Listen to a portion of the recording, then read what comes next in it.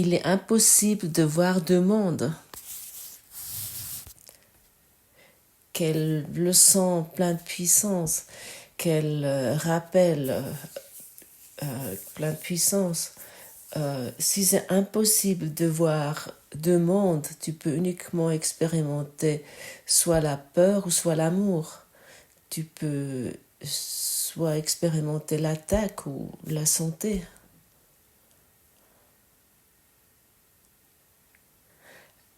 La perception est cohérente. Ce que tu vois reflète ta pensée. Et ta pensée ne fait que refléter ton choix de ce que tu veux voir. De cela, tes valeurs sont les déterminants, car à quoi tu accordes de la valeur, tu dois vouloir le voir, croyant que ce que tu vois est réellement là. Nul ne peut voir un monde auquel son esprit n'a pas accordé de valeur. Et nul ne peut manquer de voir ce qu'il croit vouloir.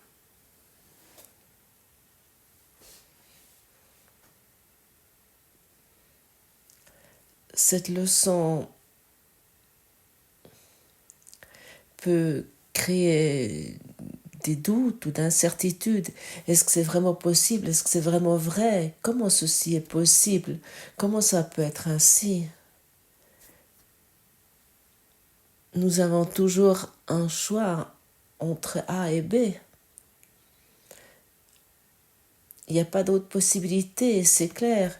Qui est dans l'amour, il ne peut pas expérimenter la peur. Qui est dans la peur ne peut pas expérimenter l'amour. Qui se fait des soucis, qui planifie son avenir, qui voit une erreur dans l'autre, une faute dans l'autre, ne peut pas expérimenter l'amour. Nous expérimentons uniquement notre système de pensée. Et comme je me vois moi-même, ainsi je vois Dieu. Il peut que tu ressens une résistance concernant ceci. Mais une fois ta résistance de côté, écoute ces mots, lis la leçon et accepte-le. Oui, c'est ainsi. C'est impossible de voir deux mondes. J'accepte ceci maintenant, même si je ne sais pas ce que ça signifie dans la dernière conséquence finalement, mais je suis prêt de l'accepter. Ça, c'est notre petite détermination que nous devons avoir pour pouvoir apprendre ce cours. À ce moment-là, ton Saint-Esprit, il peut faire des choses pour toi auxquelles tu peux même pas penser. Ton Saint-Esprit, ton enseignant intérieur peut t'aguerrir d'une façon tellement énorme où tu peux uniquement être surpris si tu restes dans cette petite détermination et tu abandonnes tes résistances, comme par exemple envers cette situation, tu les abandonnes totalement. Et il nous est dit parce qu'il nous voit en ce monde, parce qu'il nous lui donne de la valeur. Est-ce que c'est vrai? Waouh! Je vois ce monde, je vois ce film, je vois ce monde rêver, ce Maya, parce que je lui donne de la valeur. Seulement ceci devrait être suffisant pour pouvoir ouvrir ton esprit. Et ici, on me dit quelque chose que je n'ai pas encore regardé jusqu'à présent dans une telle profondeur. Ça veut dire j'apprécie ce que je vois.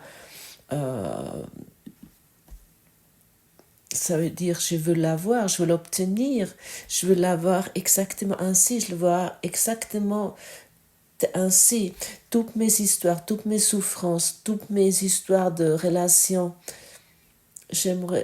ça veut dire je veux voir mon histoire relationnelle exactement comme elle se présente maintenant. Et pourquoi? Pour me sentir coupable, pour me voir dans la séparation et puis pour voir que là en dehors il y a un monde qui peut me menacer, qui peut me blesser, où je sais pas comment je devrais gérer ce monde. Et comment tu peux trouver si cet énoncé est vrai? Comment tu peux voir si cet énoncé est vrai, que tu donnes de la valeur au monde que tu vois là dehors? Combien de temps tu passes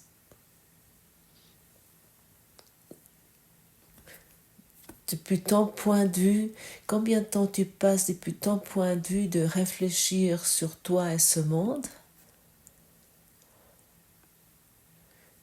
Combien de temps tu passes, Hubert, toi et ce monde, de réfléchir sur ça?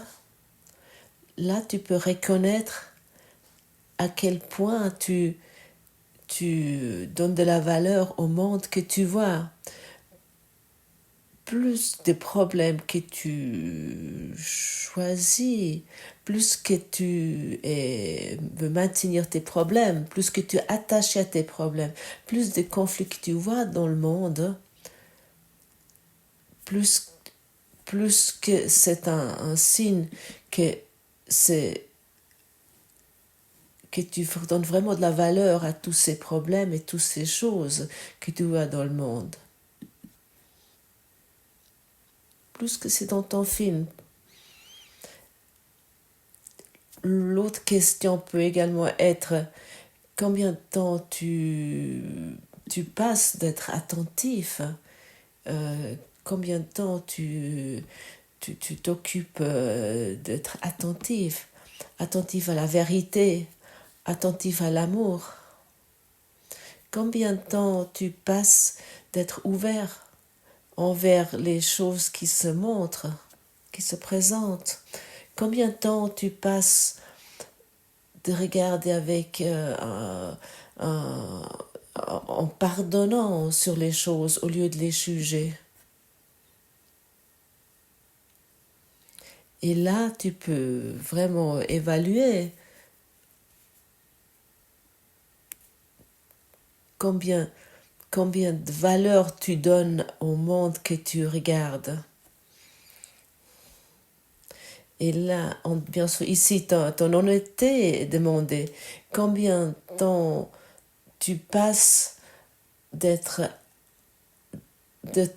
attentif à ton état d'amour, ta conscience d'amour.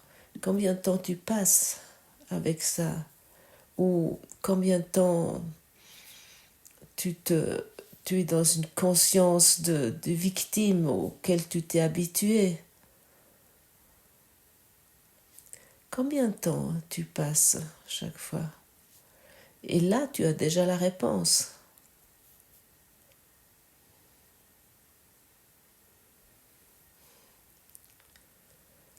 Si tu passes tous les jours, tu te préoccupes toute la journée avec des activités inutiles, avec des pensées inutiles, alors tu ne dois pas être étonné. Pourquoi tu te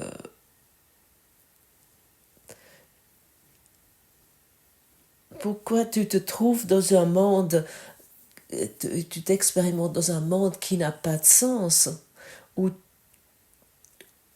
tu vois uniquement tes propres limites et qui vont être reflétées. Comment ce serait si nous croyons et totalement à ce cours? Je suis tel que Dieu m'a créé. Et est-ce que Dieu peut est-ce que Dieu peut créer un corps limité ou un monde limité? Formulé peut-être autrement, est-ce que Dieu a... Est-ce que la lumière a pu créer les ténèbres? Non, c'est impossible. La lumière ne peut pas créer les ténèbres. Nous pouvons créer des ombres, nous pouvons faire comme s'il y a des ténèbres, et ça c'est la grande différence. Et les ténèbres n'ont pas de force par eux-mêmes. C'est uniquement l'absence de la lumière, les ténèbres, l'obscurité. Le monde qui se termine, que tu vois, ce monde éphémère où tout disparaît, c'est les ténèbres auxquelles que tu crois. Qu'est-ce que tu es vraiment? Qu'est-ce que tu es véritablement? Qu'est-ce que tu es? Et tu le sais très très clairement. Tu sais où cette question veut arriver. Je suis la véritable nature du beau, de la lumière. Je suis le reflet de la lumière, de la création. J'existe. Chacun d'entre nous qui écoute sait qu'il existe. Et ensuite, il y a directement une histoire qui arrive. J'existe en tant que ce corps, en tant qu'homme ou en tant que femme, avec telle faiblesse et telle force, et ainsi de suite. Et si nous restons uniquement dans la seule formulation « j'existe », à ce moment-là, tu es dans l'état de l'amour. Et peu importe si tu es en pleine santé ou si tu es malade, ou peu importe dans quelle situation professionnelle tu te trouves, ou peu importe dans quelle situation relationnelle tu te trouves. Peu importe si tu es un nourrisson ou un veillard. Une chose est toujours disponible. J'existe. N'est-ce pas? Et maintenant, tu peux te étendre dans cet état j'existe. Tu peux maintenir cette pensée. Maintiens cette pensée pour 2 à 5 secondes. Peut-être pour 2 à 5 minutes. J'existe. Et regarde ce qui se passe. Nous maintenons la pensée. Nous nous dispersons plus. Nous restons dans ce sentiment j'existe.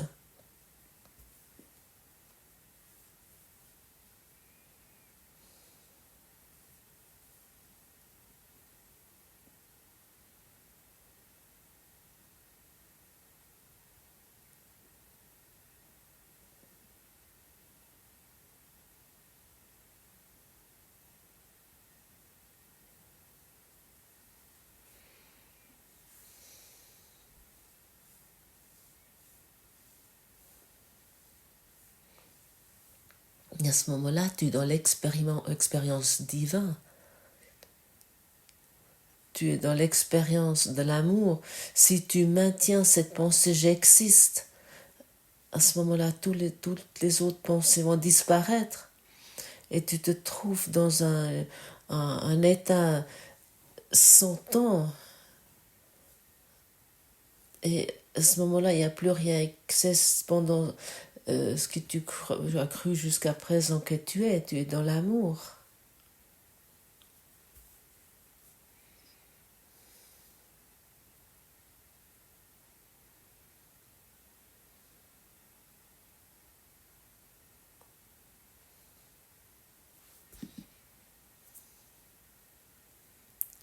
Est-ce que cet exercice était difficile? Non. c'est très facile, c'est très difficile par contre de se faire des pensées, de réfléchir. Et chacun d'entre nous a la capacité d'arriver dans cette existence pure.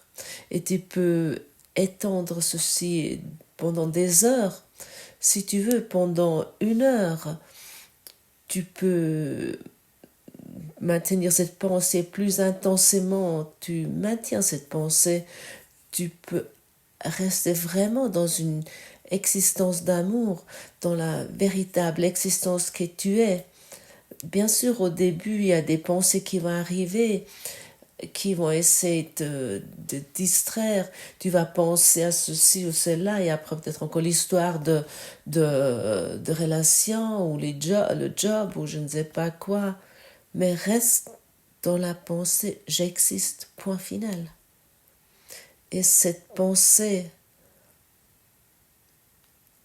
t'amène vers le royaume des cieux, vers ta vérité intérieure. Et soit encore une fois mentionné, tu as des merveilleux compagnons à tes côtés. Nous laissons le monde derrière nous. Nous ne voulons plus le maintenir. Nous ne voulons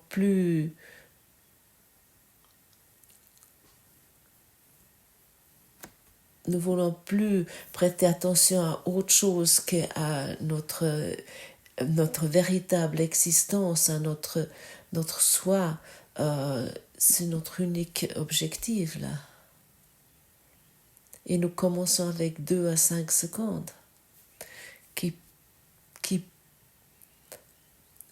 qui peut s'étendre à travers toute ta vie, toute ton existence.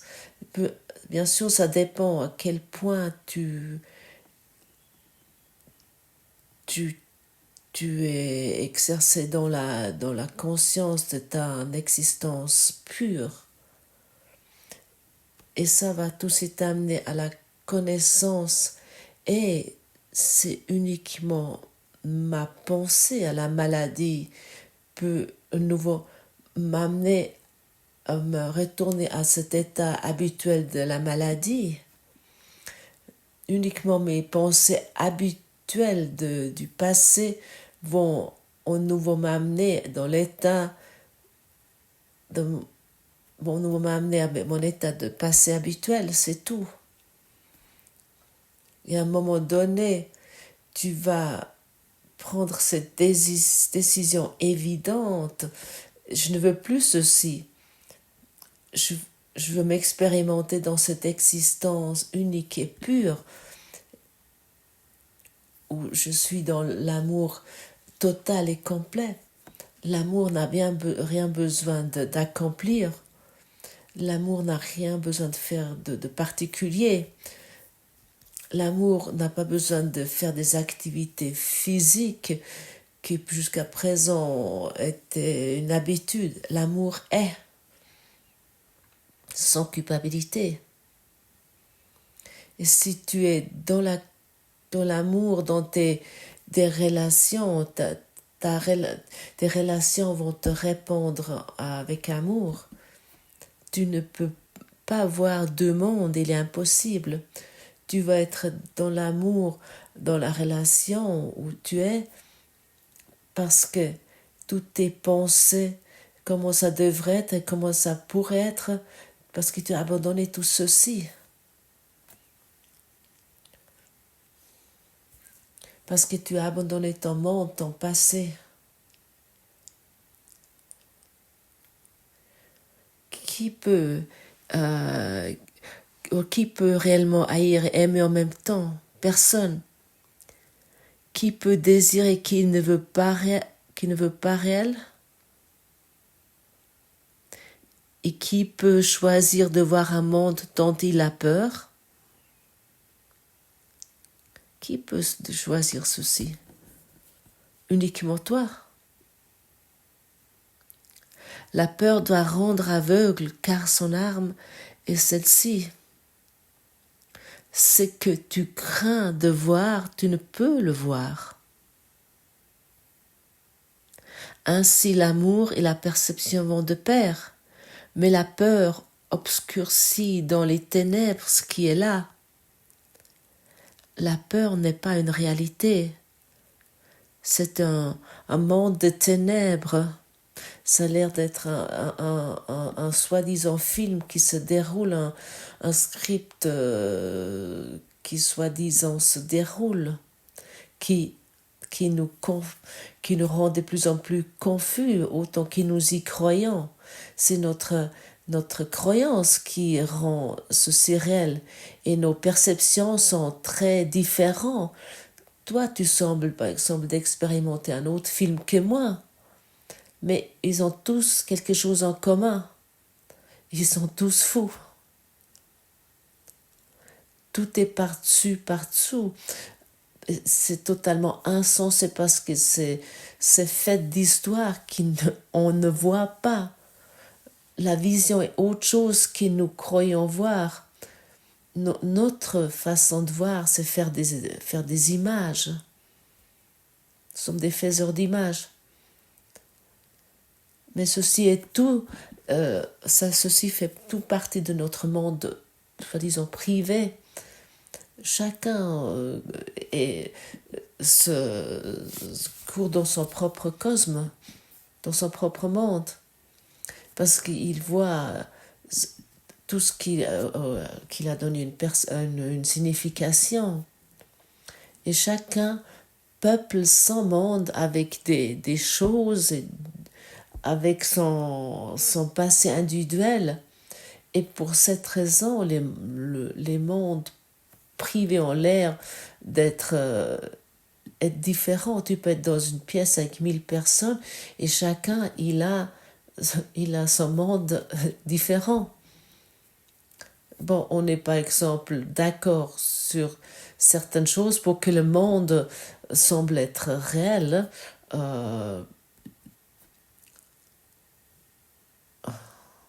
Par exemple, la dame qui se trouve derrière le bar est une femme merveilleuse, magnifique, ou que l'homme qui est derrière le bar, qui sert derrière ce bar, est de mauvaise humeur.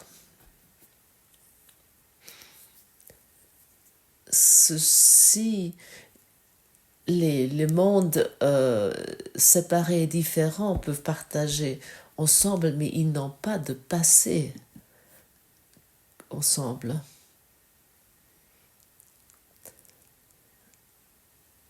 C'est la signification de ton monde privé. Et toi, tu as vraiment peuplé ton monde avec les personnes et les choses, avec tout.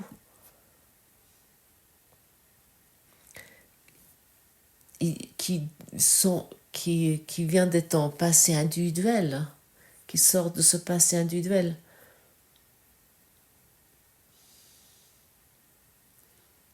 Personne ne voit les mêmes figures, les mêmes choses. Chacun il a fait, par exemple, un objet avec lequel il peut s'occuper et puis sur lequel il peut juger et avec lesquels il peut être en conflit. C'est ton monde, c'est ton passé, et tout se tourne dans ton monde. Et dans ce monde, il n'y a qu'une personne que ceci est la préoccupation principale, et ça c'est toi. Il n'y a qu'une seule chose où tout tourne, et ça c'est toi. Il n'y a rien d'autre. Bien sûr, il y a des égos qui se sont développés, d'être par exemple généreux. Il y a des égos qui se sont développés comme en tant qu'égos aimants, parce qu'ils ont peu agrandi leur conscience. Il y a des égos qui essayent de se raconter qu'ils donnent sans cesse, mais qui ne reçoivent rien en retour. Il y a des égos qui se racontent qu'ils aident sans cesse, et ainsi de suite. Mais il s'agit uniquement sur soi-même.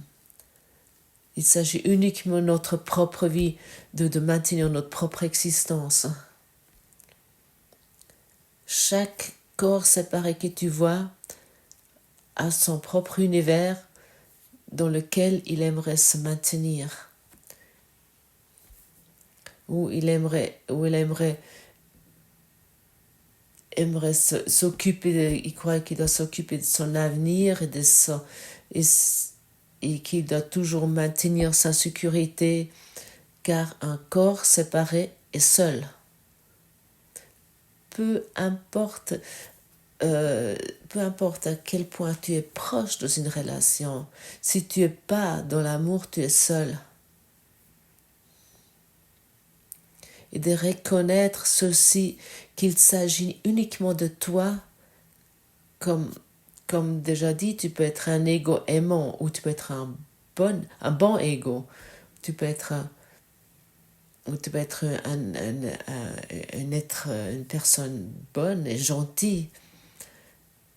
Tout ceci, c'est un monde privé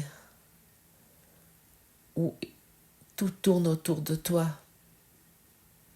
Regarde ceci, sois vraiment très honnête pour que ce qui te limite maintenant, pour que ceci puisse être guéri à travers ton Saint-Esprit, ton enseignant intérieur, et seulement ce qui nous regarde vraiment peut être guéri. Car autrement, ça reste en nous en tant que nos limites, et nous ne le constatons pas. Qu'est-ce que ça fait avec toi si je te dis ta vie a uniquement été tournée autour de toi, tout se tourne autour de toi, toute ta vie. Tu t'es uniquement tourné autour de toi. Toi en tant que centre du monde, en tant que nombril du monde. Bien sûr, tu es le centre du monde, tu es là et tu regardes ce monde et tout tourne autour de toi. Qu'est-ce que ça fait avec toi? Il s'agit de ta santé, il s'agit de ton compte bancaire, il s'agit comment tu te sens dans les relations, il s'agit ce que toi tu fais pour que toi tu sois heureux. Car ça c'est ton monde, ça c'est tes valeurs que tu as données au monde. Ça c'est la signification que tu as donnée au monde. Ce monde est dans ton esprit, ce monde est dans ta tête. Et il n'est pas réel. Il n'est pas réel ce monde. Et toutes ces choses, toutes ces personnes que tu vois ne sont pas réelles. C'est un monde privé. Ces personnes que tu vois, ils sont uniquement faites par tes images et tes réactions que tu as fait sur tes frères et sœurs. C'est ta projection. Ce que toi vois, ce que nous voyons et notre interprétation, nos convictions sur tout.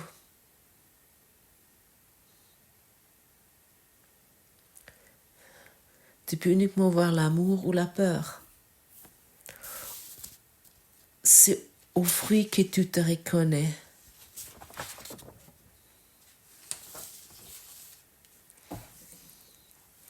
Et n'ignore pas ce qui était formulé ici. Il y a un grand trésor là. Lorsque on te dit que le monde est uniquement dans ta tête, que tout s'est tourné jusqu'à présent uniquement autour de toi pour que tu prends une décision comme décrit dans la leçon. Il est impossible de voir deux mondes, que j'accepte la force que Dieu m'offre et ne vois aucune valeur en ce monde afin de trouver ma liberté et ma délivrance. Et ça va être et ça va être fait si cette prière devient du fond du cœur, depuis vraiment un besoin profond d'abandonner tout ceci. Il est impossible de voir deux mondes. Je cherche ma liberté, ma délivrance. Et ceci ne fait pas partir de ce que je veux. Cette culpabilité dans la relation n'est pas ce que je veux. La culpabilité n'est pas ce que je veux. Ce manque financier ne fait pas partie de ce que je veux. Et ainsi de suite. Mais nous devons trouver ceci. Et nous devons vraiment être clairs avec ceci. Pour que la lumière de l'amour puisse agir en toi et toutes les ténèbres et tout ce qui dérange et toute la souffrance peut vraiment, vraiment être transcendé. Réjouis-toi de cette journée parce que tu vas être honnête, hein, et parce que tu es prêt d'abandonner tes limites, les abandonner totalement. Avec amour envers toi et avec amour envers tout. Je te remercie. J'aimerais encore dire ici quelque chose en tant qu'interprète de ce podcast. Pendant les prochains 2 jours, les podcasts seront uniquement téléchargés sur YouTube le dimanche. Ça veut dire que la leçon 131, 132 et 133 vont être téléchargés uniquement le dimanche 12, car moi je suis l'interprète, mais il y a quelqu'un d'autre qui télécharge ce podcast qui se trouve à Vienne. Moi, je suis en Suisse, dans la partie francophone, et cette personne est en voyage et sans accès Internet pendant les prochains 2 jours. Et j'aimerais extrêmement vous remercier pour la voie que vous avez empruntée avec moi ensemble, ce partage que nous pouvons avoir ainsi. Et le bonheur, c'est pour moi de vous offrir tous les matins cette traduction simultanée. Et j'aimerais juste vous dire merci au fond du cœur.